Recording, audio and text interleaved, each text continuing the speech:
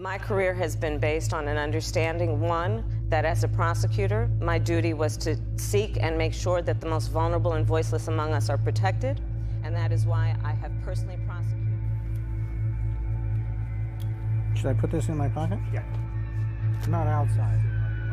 I have personally prosecuted violent crime that includes rape, child molestation, and homicide, and I have also worked my entire career to reform the criminal justice.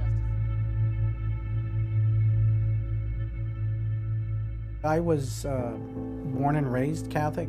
All my relatives were Catholic. I believed in God. That was my life. I was accepted to Salesian High School, which to me was an honor. Almost immediately after I got to the high school, I was befriended by the vice principal, Father Steve Whelan. The very first incident, I was playing pool and he masturbated in front of me. And I was scared to death. I stood there frozen. I was just a little 70-pound runt. I looked across the room and I thought, geez, I need some help. And Brother Sal Belanti was watching and enjoying it. And later I found out he was a serial molester rapist himself. When he got out of the PE to go into the showers, he would watch me. He would make comments about me undressing. Then he started calling me into his office and telling me I was bad in class and what am I going to do for him. And then he would attack me. He would stick his hands down my pants. He would just molest me. And then he would tell me if anything happened, nobody would believe my word against the priest. And I believed him. This escalated. He started getting more violent and more rough. And the very last time he attacked me, he dragged me into the room. I actually blacked out and floated away while he was molesting and raping me.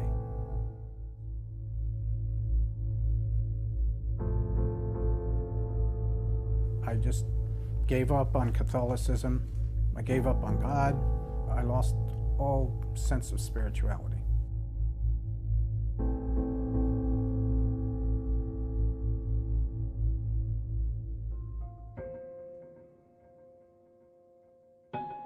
I went with another victim to Terrence Hallinan's office, the DA's office in San Francisco, and we were introduced to Hallinan and another DA's assistant who told us they virtually had all these boxes, about like a room full of files that they had gathered and collected and subpoenaed from the Diocese of San Francisco on all these priests.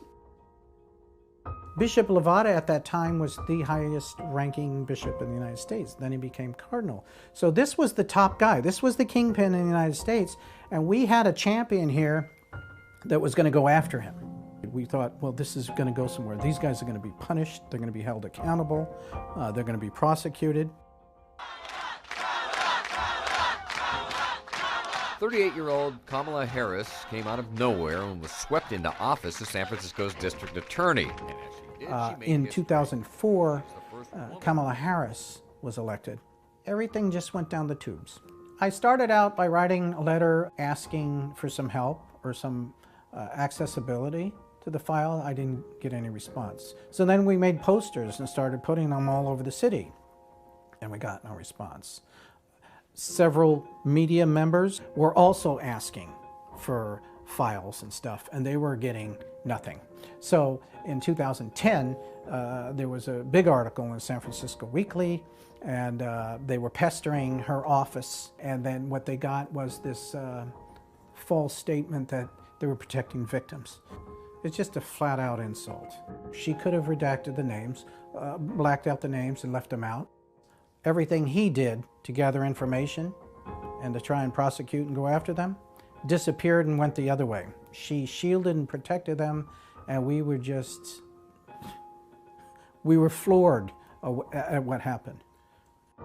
We also want to make sure that when a woman is raped, a child is molested, one human being is killed by another human being, we also want to make sure there's going to be consequence, and serious consequence for those crimes. Her participation in going after clergy or predators of the Catholic Church or bishops who had enabled these people was less than zero.